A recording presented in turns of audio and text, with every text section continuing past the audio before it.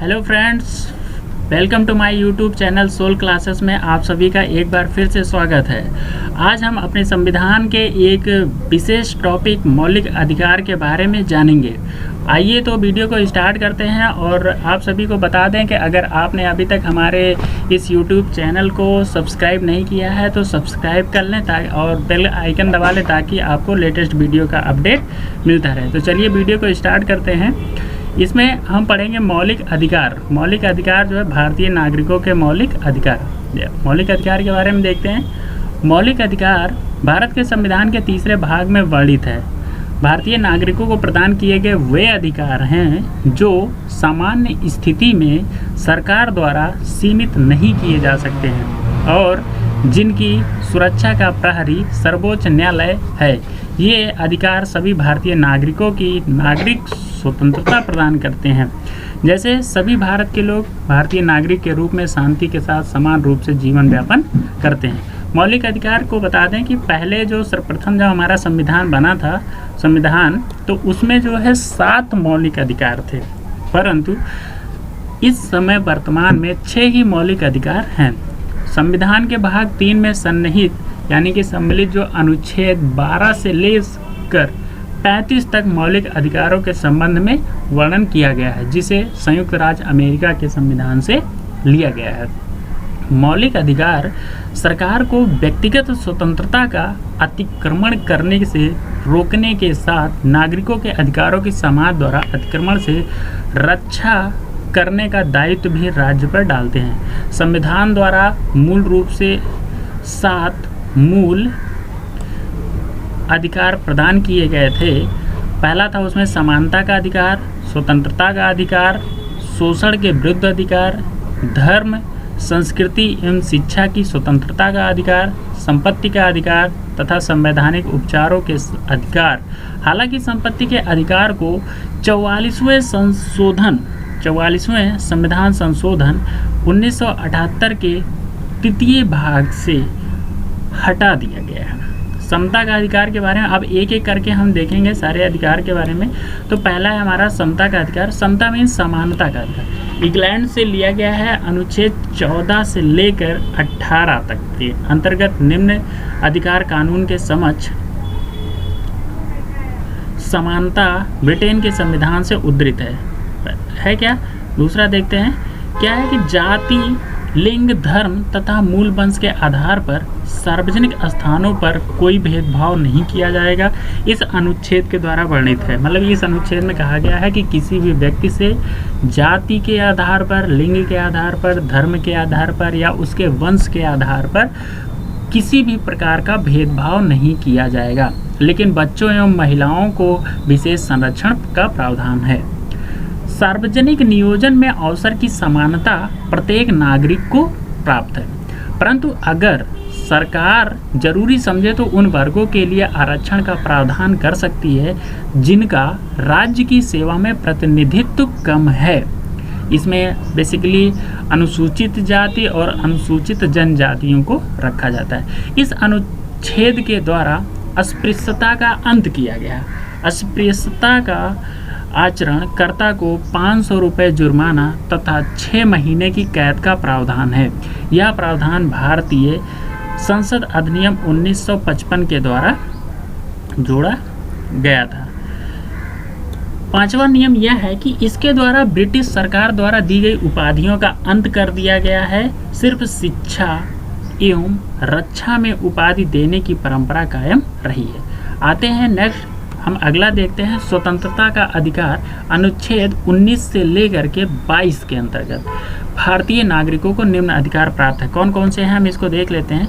पहला है वाक स्वतंत्रता आदि विषय कुछ अधिकारों का संरक्षण। जमा होने, संघ या यूनियन बनाने, आने जाने, निवास करने और कोई भी जीविकोपार्जन एवं व्यवसाय करने की स्वतंत्रता का अधिकार है। यानी कि हम कहीं भी आ जा सकते हैं, कहीं पर हम कोई यूनियन बना सकते हैं, जमा हो सकते हैं, एकत्रित हो सकते हैं वहाँ पे।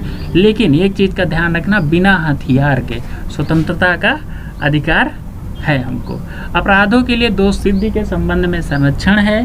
प्राण एवं दैहिक स्वतंत्रता का भी हमारे लिए संरक्षण का प्रावधान है।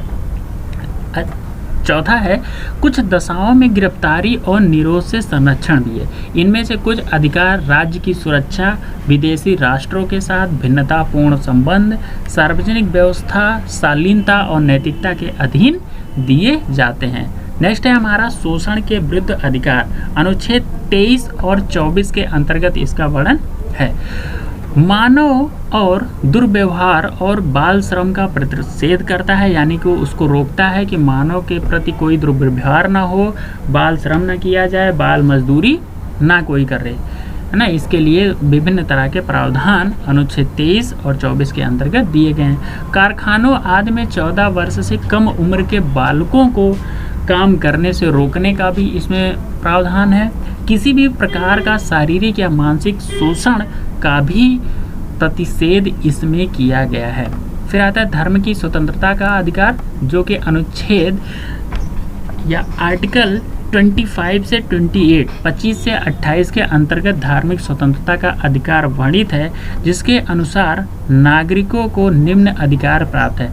अंतःकरण की और धर्म की अबाध रूप से मानने, आचरण और प्रचार करने की स्वतंत्रता है। इसके अंदर सिखों को कटार रखने की भी आज़ादी प्राप्त है, यानी कि सिख के पास 5 चीज़ें होती हैं: केस, कड़ा, कंघा, कृपाण। केस, कड़ा, कंघा, कृपाण और एक होता है लंगोट जिसे कहते हैं।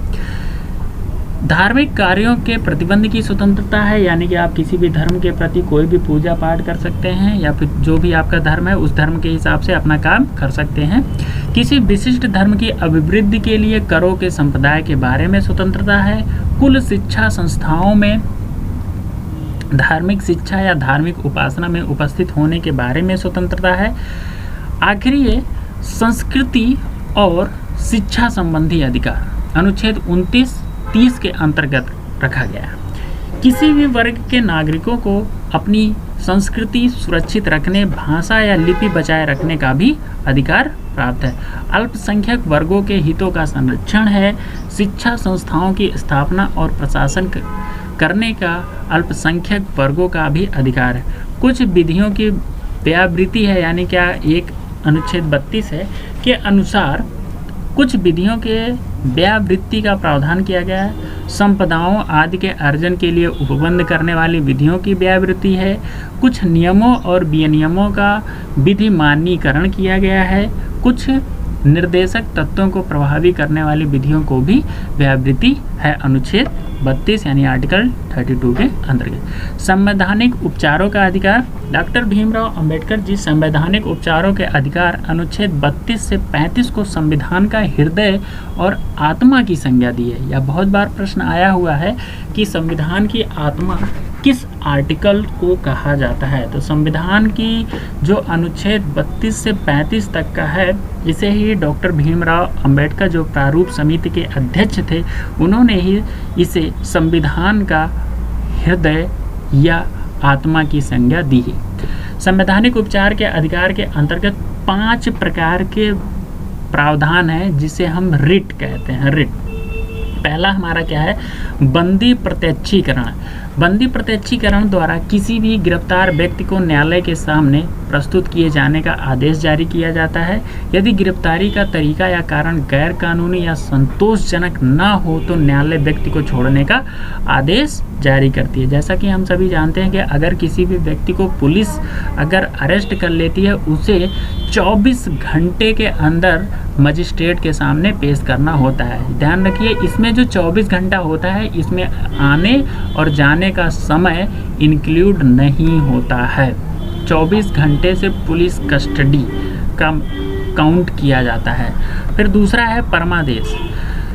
परमादेश मतलब परम प्लस आदेश, परमादेश बना है। यह आदेश उन परिस्थितियों में जारी किया जाता है जब न्यायालय को लगता है कि कोई सार्वजनिक पदाधिकारी अपने कानूनी और संवैधानिक कर्तव्यों का पालन नहीं कर रहा है और इससे किसी व्यक्ति का मौलिक अधिकार प्रभावित हो रहा है। यानी कि कोई भी मान लिया कि गवर्नमेंट ऑफिसर है, वो अपना काम अकॉर्डिंग टू कॉन्स्टिट्यूशन संविधान के आधार पे नहीं कर रहा है और किसी व्यक्ति का मौलिक अधिकार क्या हो रहा है, उसको छीन रहा है या शोषण हो रहा है, तो यहाँ पे परमादेश जारी किया जाता है। तीसरा है निषेध आज्ञा। निषेध आज्ञा, निषेध का मतलब होता है नहीं, आज्ञा का मतलब आज्ञा, आज्ञा को ना मानना।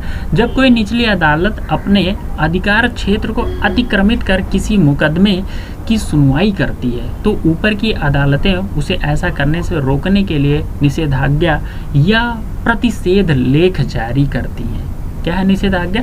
जब कोई निचली अदालत अपने अधिकार क्षेत्रों को अतिक्रमित कर किसी मुकदमे की सुनवाई करती हैं तो ऊपर की अदालतें उसे ऐसा करने से रोकने के लिए निषेधाज्ञा या प्रतिषेध लेख जारी करती हैं। चौथा है अधिकार परीक्षा। जब न्यायालय को लगता है कि कोई व्यक्ति ऐसे पद पर नियुक्त हो गया है जिस पर उसका कोई कानूनी अधिकार नहीं है, तब न्यायालय अधिकार परीक्षा आदेश जारी कर व्यक्ति को उस पद पर कार्य करने से रोक देता है। पांचवा है उत्प्रेषण रिट। जब कोई निचली अदालत या सरकारी अधिकारी बिना अधिकार के कोई कार्य करता है तो न्यायालय उसके समक्ष विचाराधीन मामले को उससे लेकर उत्प्रेरण द्वारा उसे ऊपर की अदालत या सक्षम अधिकारी को हस्तांतरित कर देता है।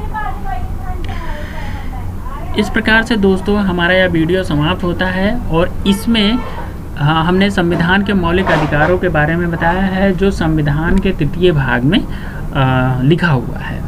तो आशा करता हूँ आप सभी को यह वीडियो पसंद आया होगा। अगर दोस्तों यह हमारी वीडियो आप सभी को पसंद आया हो तो चैनल को सब्सक्राइब करें, लाइक करें और वीडियो को ज़्यादा से ज़्यादा शेयर करें ताकि और सभी लोग इस वीडियो से पढ़ सकें। धन्यवाद दोस्तों।